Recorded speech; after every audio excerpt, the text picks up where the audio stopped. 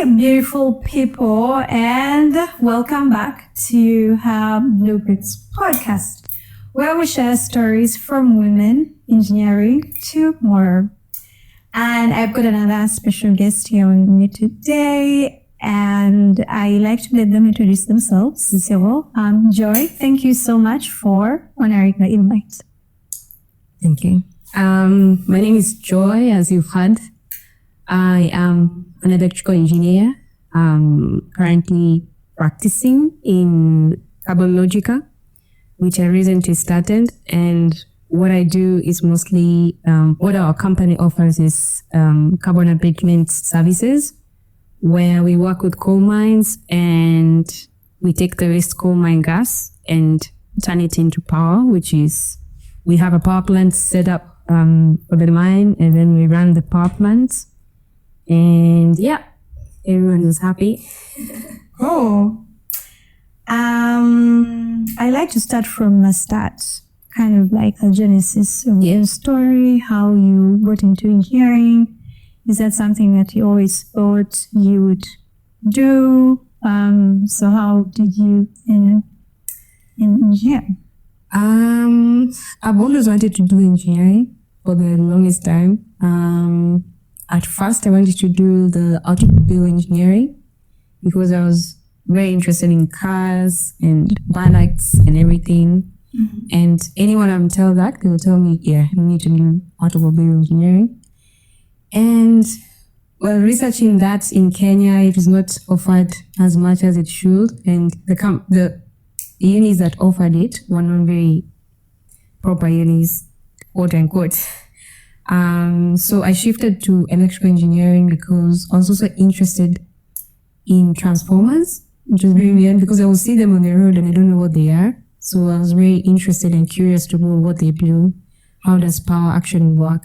And with creators of electricity, Thomas Edison, and the pioneers of electricity, Albert Einstein, and the rest, I've always been interested in how the mine industry works. So I think, yeah, that's how I joined electrical engineering, and I've had like a community who's helped me see what engineering is about. So, yeah. Tell me a bit about that community. Where do I start? I've had mentors along the way, like both formal and informal. Mm-hmm. So I've had professional mentors who have been in the industry for years, and they're usually very forthcoming information, telling me how it is, because sometimes you don't need to be told the good side. You also need to be told the hard things that happen in engineering. The informal ones are my friends who have seen my passion all through. Engineering students that I studied with, who are still friends up to date. And some of them are in Kenya, so I call them once in a while. Even those who are not practicing, the mind is still the same. As long as you studied engineering, you still have a bit of it in you. So yeah, that's my very big community. Okay. And when was the first time you kind of felt like, yeah, like I'm an engineer, like jokes aside, guys, this is my day. Yeah, respect me. Respect. I did an internship, my first internship. So I studied in JKUAT, which is Jomo Kenyatta University of Agriculture and Technology. Mm-hmm. And it was required that every year you have to do an internship. So my first internship was in Kenya Power, which is the only distributor of power in Kenya. And most people who have had their first internship, they didn't like it. That is what shaped. Okay. So I liked mine because that's what shaped what kind of engineering I got into, which is power, like the high voltage side. So when I went to Kenya Power, everyone that worked with me was very good.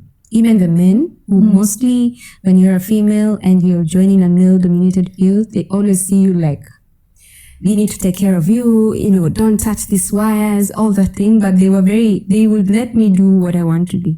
They will not specialize and maybe give the men this job and not the ladies, but they were very good. And they used to let us be free with it. So I think that the very first instant was when we had to, I think there was dust on a pole, on an electric pole, and you have to clear out the dust so that conductivity can it was a whole thing. Anyways, so I was given like the harness, the clothes, and I had to go up the pole. So that was like, yeah, this is actually, this is power.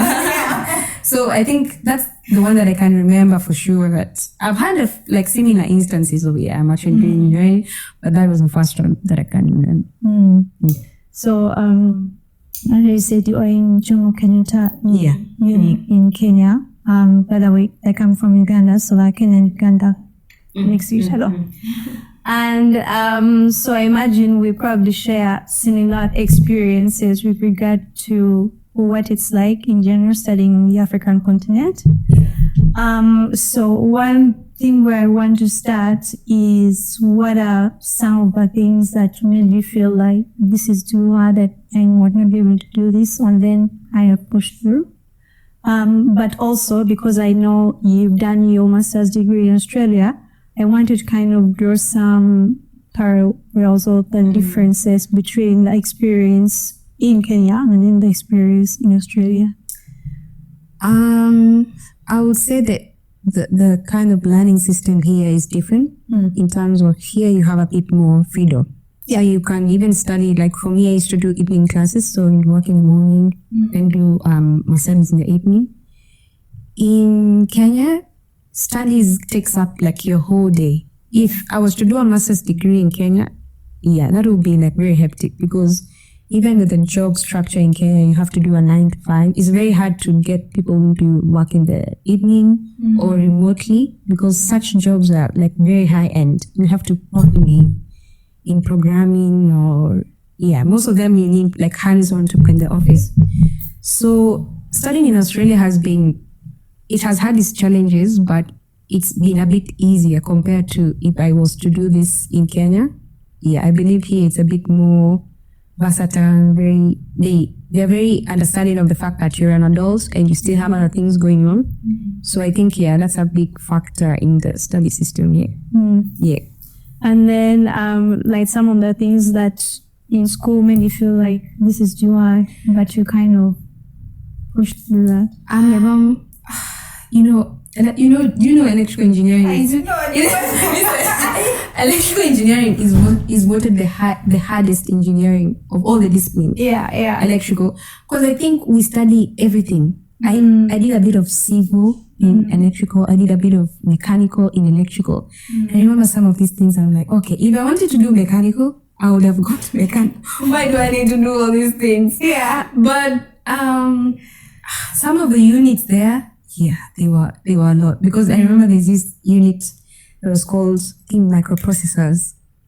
That unit made me hate coding, and because I think we were studying the assembly language or something, and it's I know, guys, but it's very kind of outdated. But they usually say if you know that language now, you'll get the big bucks, because no one does it anymore.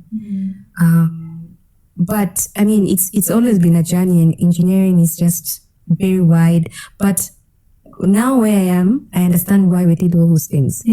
Because you need to have knowledge on all angles. Because electrical engineering, you have to work with another discipline of engineering to make sure that the project is successful.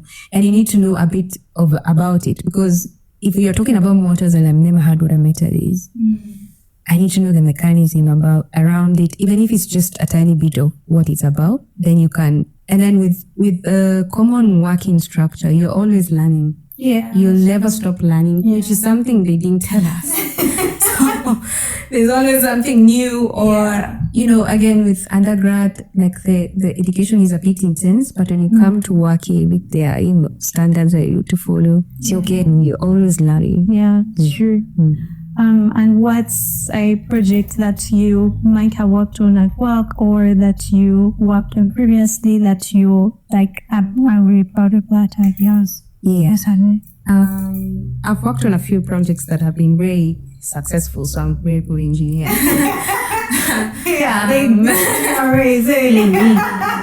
So I think the project that I've seen from start to finish that I've been very proud of was a project I did in, I think, 2022. And it was my first job and my first actual real project. The boss was very forthcoming with information. He was very nice to me. He would give me opportunities, even though I know that even though he knew that I was very new in the industry, he would push me to tell me, you can actually do this. It's just, you do this and this and that. But again, you have to put your mind into it and say, yeah, I can actually do this. So that project we worked on, it was a sawmill project where we were the electrical subcontractors. So I think with that project, I experienced the whole thing about working, from, managing workers to having to fire some workers because maybe of discipline issues or, the work is not, we don't have much going on. And this used to be, it was a lot, but working with different people, you have to work with management because you have to report what you're doing. You have to work with the actual workers on the ground, and the language there is different. You can't be telling them, I need to make this, I need to get to this margin by, you can't be telling them that. They don't understand, and they don't even kind of know what you're saying. So they need to know like the day to day and how to talk to them. I've also, in that project, I came to understand that engineering is much more than the technical side. The social skills is a big factor, which most people don't take that into consideration when they do engineering. Yes, you can be an introvert and still be very good in people skills, because people skills is about also knowing when to simplify something. I can't be coming and telling you, this voltage, you're messing up on this. They don't know what that is. So you need to tell them in terms that they understand. Because I think, since I was obsessed with Albert Einstein, there's one thing he said that if you've truly mastered something, you should be able to explain it to a 6-year-old. So if you can't explain it simply, you don't understand it. So I think, that's where also the social aspect comes into play, because if you understand it, you'll be able to relate to like a foreman, you'll be able to relate to your manager in different ways that they will be able to understand. So and again, referring to the fact that we studied on the African continent, worked on the African continent, and of course that is not to say that there are no positive experiences to working there, but I wanted us to talk a bit about some of the challenges that come with it, especially as a woman in an engineering field. And for me, when I was starting out my career, there was a lot of, you absolutely don't know what you're doing because of your gender, and then of course you're doing the job, you don't know what you're doing, but they make certain comments that make it about your gender and stuff like that. And so tell me a bit about what that's been like. I think that I feel like most women go through that. I think the first time I used to go through it, I used to take it personally. Because I don't understand how you should see my degree and not my gender. Where is the correlation? I know. Well, it doesn't make sense, but actually you get to meet some people who actually think like that, and it's crazy. But I feel like I grew a thick skin because I actually used to expect the comments. I would not read. I already know what you will say. I think I mentioned to one of my guy friends who after uni we had a link up with some friends, and I remember telling him that, and with another lady who's also an engineer, and I remember telling him that I can walk into a room and know what comments are going to be made and by who. Depending on how they speak, you can tell what kind of comments he's going to make. So I feel like I used to know how do I put it? I used to know when to engage and when not to engage. Because some of these things, your energy will be drained. I know. You can't be fighting every battle. Because if it directly affects my work, then I'm going to make a comment. But if I'm meeting you today and you say some comment that does not affect me, if it doesn't matter in 5 years, that's what they say. Don't think about it for 5 seconds. So I mean, I feel like most, even in the African, whether even here, I'm assuming, I haven't gone through it here. I haven't gone through it here as well. But in Africa, being a lady is always something, wow. Because you'll be an engineer and they're like, what? Why didn't you do? You should have done. It is hard. Just do the easy one. And I'm like, no, I wanted to do this one. And it should be okay. Yeah, for me, right? I mean, if it wasn't easy for you, why don't you go and do it? I know. But I feel like these are things you need to prepare yourself mentally about. Just know when to engage, how to go about it. And then once you prove yourself, I feel like the more, it shouldn't be like that, but the more you prove you prove yourself, the less the comments are. Because of course, being new and you being a woman already, no. Yes. But if you were to be in the industry and they appoint you as the maybe project manager or whatever, then before you even get into that room, they already respect you because if you've been appointed for this, then they know your job is good.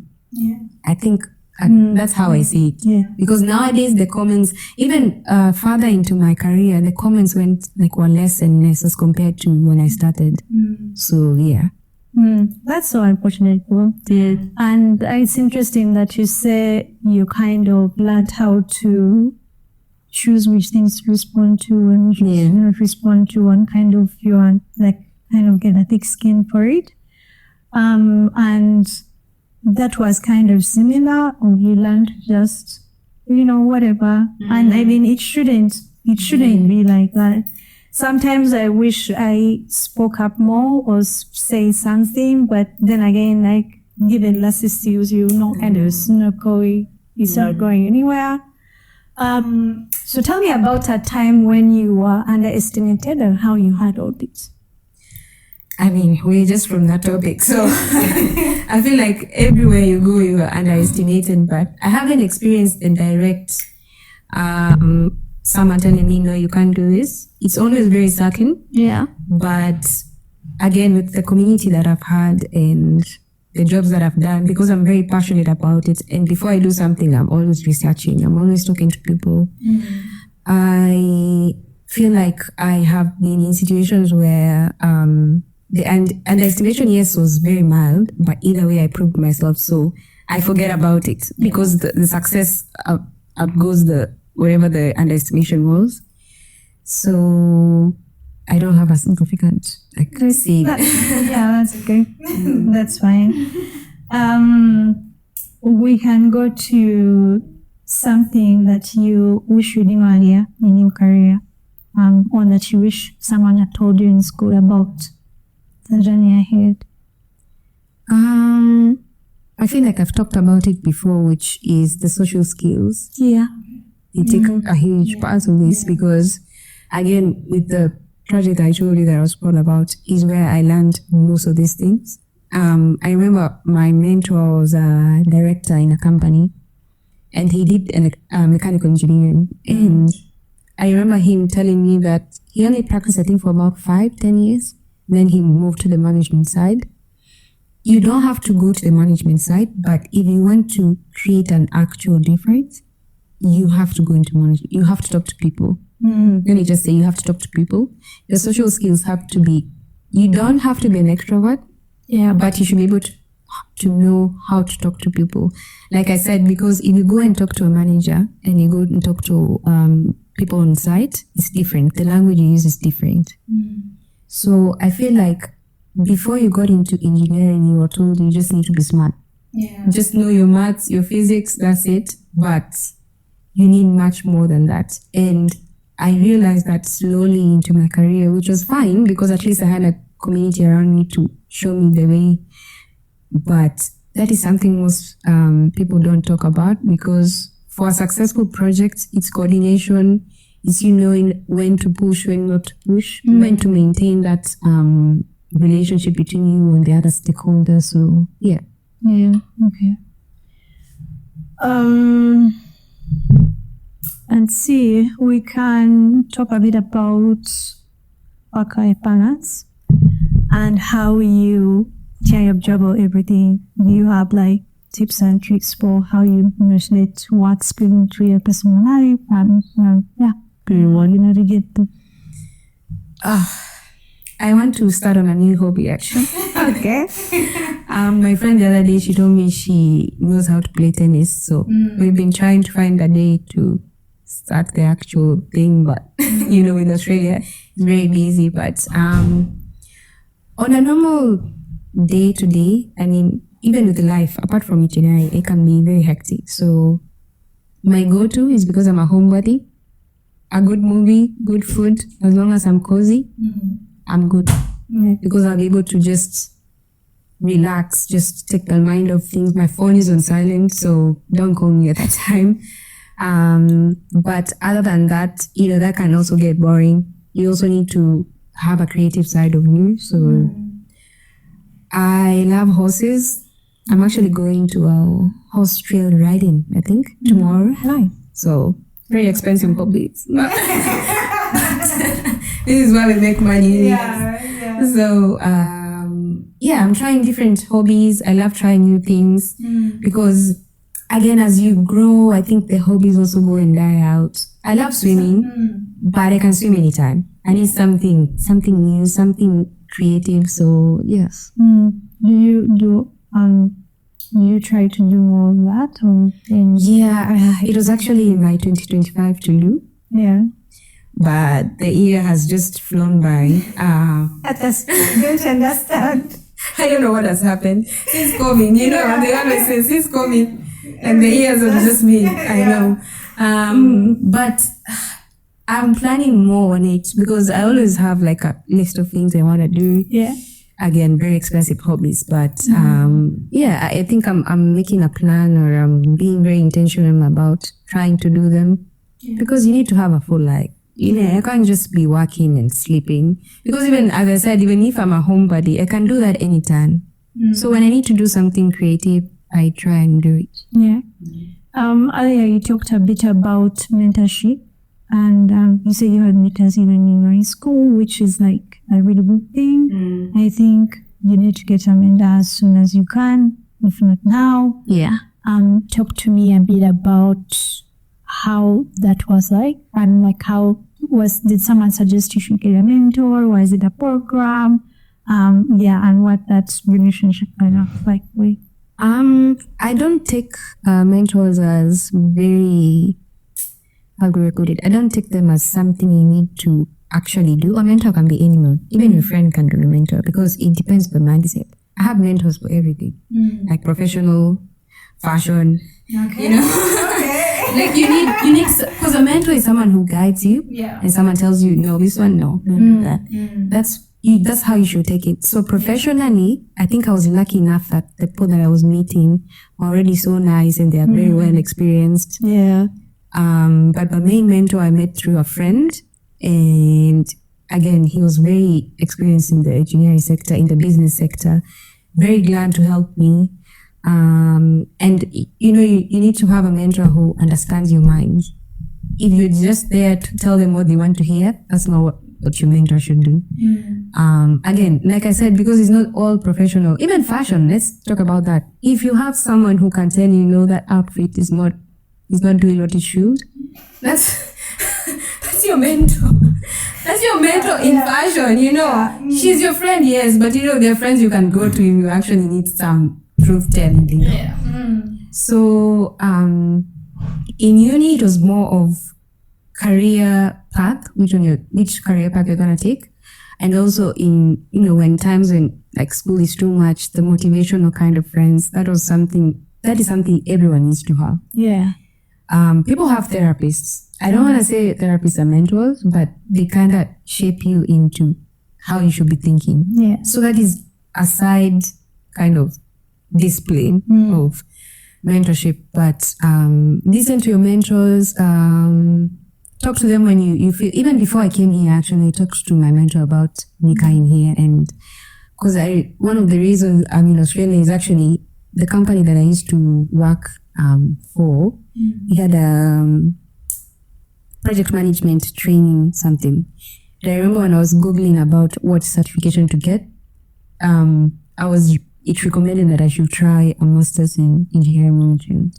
So that's how I'm here actually, because the training was like very pricey, and also here it's something you can do, your parents or whoever was paying for your fees, if they're willing for you to come here, and either way you're getting the same experience, why not? And you're experiencing a different life.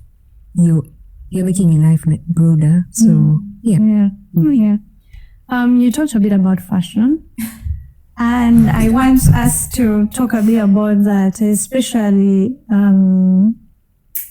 just kind of touch on the Black experience and the hair thing, because sometimes I feel like people get so confused why my hair is literally always changing, and I'm just like, well, yeah. Because you can do so many things with your natural hair, and like you braid it, and that even the braiding itself, right? It's like so many different things, and like if you engage me on it, I will talk to you about it. But like sometimes I go in and you change your hair again. I'm like, guys, I don't know how to explain this.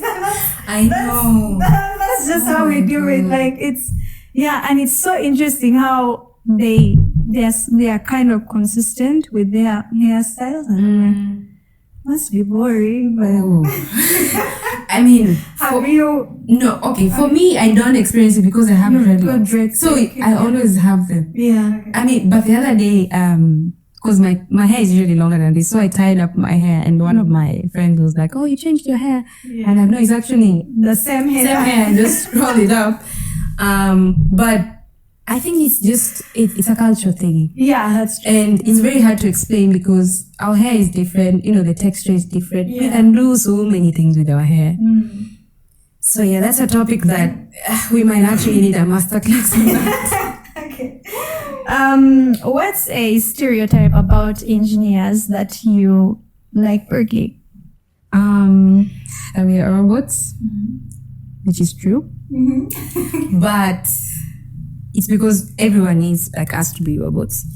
Again, with electrical engineering, I just use my perspective. With electrical engineering, you have to be very meticulous with your planning. You have to make sure every design or every safety protocol is followed, because if someone was to die because of a mistake you made, because we are very laid back, that's not acceptable. So being a robot, quote unquote, being a robot is kind of good, but because we earlier on talked about the social aspect, you need to know when to turn off the robot and when to actually interact with people. So, Okay. And what is something that you bring to engineering that you think is uniquely? Everything. Okay. Everything, but I think I view engineering as how I view my day-to-day life. You have to see it as, because I'm passionate about engineering, I actually take my time to think about what I'm doing, how this is going to affect the others. So whether it's project success, you need to be proud of the job that you're doing. You need to, if someone was to say that I'm working with joy, it should be always good. It should be a wow factor, because they should know that I'm very, meticulous again. You are very good with people, social skills, kind of. I think because we said I'm a robot. Someone has actually told me that you're a robot? Yeah. What? I know. It's so, I don't know. It was funny. Yeah. But then afterwards I was like, okay, that is. It's because in most situations, anything that in my life, whether it's something very casual or professionally, I always view everything logically. Yeah. It does not matter. That's why you see when we talked about the energy thing, where you need to know where to put your energy into. Like if someone comes and says something about you, you think about it. Don't be okay. Sometimes you're allowed to be, emotional, but most of the times, if you want to conserve your energy, you need to be logical. So this friend that said that I was a robot, I was very logical about a situation that I needed to be very emotional about. Yeah. But I'm like, oh, okay, then this makes sense because of this, then blah, blah, blah. And then that's it. And then, so I was a robot. I get where they are coming from. Yeah. Okay. So that doesn't necessarily. Yeah. How would you encourage young women that are interested in STEM in general? From the conversation we've had, for the past few minutes, you need to have the passion. You actually need to have the passion, because when the going gets tough, that's what you ride on. Yeah. And when you have the passion, then the study part and the job part will just be something you love. So it's not mostly like a chore for you. You need to be continuously learning, always willing to know that the learning will never stop. So you have to be curious about what is going on. And then again, with engineering being very wide, it's best if you stick on one kind of industry. You can be in different industries, but the industry that brings you most joy or that you find your skills are mostly used, stick with that. And then again, when you mix that with the passion and your skills, that's a recipe for success. Yeah. Okay. When you're like on a deadline, what's your coffee order if you take coffee? I love coffee, but it doesn't actually do anything for me. I just love the taste. So much of it. No, not no. Your body is not used to that. Listen, even in uni, people used to literally put the coffee on their hand and just lick it to stay awake. Okay. It used to be that bad. Yeah. But coffee never used to do that for me. Because if I was to sleep, I'll actually take coffee to have a good sleep. Not guys and warm. Yeah, so coffee, okay. On a deadline, what I do is I listen to music. Okay. What kind of music? My kind of music is all over the place. But nowadays I listen to whiskey blues. Not nowadays, actually. Ever since like 2020, maybe it's a COVID period. But I listen to whiskey jazz blues. They're very calm. The music is very good. Yeah. So it gives me some sort of purpose. And even when it's like the voice is down low, you can still kind of hear like a background, peaceful nature, you know? Yeah. What's a tool or software that you can't hear without? That's a popular. My notes app. Let me show you guys. Okay, people make notes. I make my notes with everything. I'm not even joking. Notes of everything. Always taking notes as well. Even like with the, you know how people always make a 2025 to do, or I actually put the list. I don't put it mentally because I like checking things out. Me too. So I feel like that is, and then it's very satisfying when you cross off something and like, it's beautiful. I love it because it makes you feel productive. It's very cute when the whole line, like, especially if you have probably like 10 to-dos. Yeah. And then like you're 9. Then it's probably like 4 p.m. and your day ends at 6. So you'll definitely, I know, you'll definitely get it done. So I feel like the notes app or whatever it is on your phones, I use that a lot every day. Yeah, I use it. That's a big one. Yeah. Hard hats or high heels? Lip gloss. Where's my lip? It's on my bag. But I've got lip gloss. I always have lip gloss. Even at my desk, good. I'm like, I know. always. I'm sure my colleagues, I have 2 on my desk. Then I usually have 2 in my bag. Yeah. Yeah, it's chaos. Like when it comes to, because there's always a new one, or you see someone using a new one, and okay, this one is good. And like, it makes me take so many bathroom breaks because I'm like, my lips are bare, and I don't know how my colleagues are gonna take it if I'm like sitting at my desk and trying to get my. Let me give you a trick. Listen, let me give you a trick. I used to have, you know, the lip gloss where you have to take the whole thing out. Yeah. That looks kind of, in the office it looks like, what are you doing? You should be working. Yeah. But I have the normal chapstick when my lips are, where it's just, you know, the normal one. No one will think about it. Still, because that's the one I have, but I'm just like, but I like taking lots of bathroom breaks anyway. So no, spaces a hip work. But that means I feel I think my lips are right. And then you come back, you're rejuvenated. Yeah. No, I have the normal chapstick. I have like when I need it to be glossy and I need it to have a bit of tint. Yeah, because I don't do much of makeup, so a lip gloss goes a long way. Funniest engineering fail you've ever witnessed with this one? Actually, they're civil fails, so you guys need To get us. Yeah, because you know my sister is a civil engineer, and she sends me these videos. This one that I saw the other day, and it was like a balcony, a very cute balcony, but it has like a solid wall, so no one can go on the balcony I don't know what happened there, because if your house and like if you're in your room and you need to go to the balcony, like it's a solid wall. Yes. So how do Okay, yeah. But people want they want things. I can know. speak for them. But yeah, the silver ones are usually very funny. Some are deadly because structural failure. But the funny ones, you're like, come on, guys, you should have asked. Even if you need to follow the designs and the drawings, or you misinterpreted the design, just ask. Yeah. Don't just do because it's supposed to be done. But with electrical ones, I've seen the kind, they're not really funny, but when you find like where cables are just too much in one product, like one male strips out. I was thinking That's a recipe. Blind well, and they were like, yeah. Some of the times I'm like, okay, you guys are embarrassing us as robots, They are embarrassing us because this is like a recipe for disaster. Yeah. Because the other day I was talking to my colleague about there's this disaster that happened in where? I think Ukraine? I forget the name. Chernobyl. You've heard of Chernobyl? No. Oh, it was like a nuclear disaster where now the whole town had to be evacuated and everything. And actually, it's a series on Netflix. I don't know whether it's still there, but I need to rewatch it because the things those people did, yes, I'm saying that most engineers are usually like they follow the procedure, but there are those few ones that don't necessarily follow the procedure because nothing has ever gone wrong. This job can be monotonous, especially if you follow procedures and it's extra safety procedures. Some people can just try and not do them.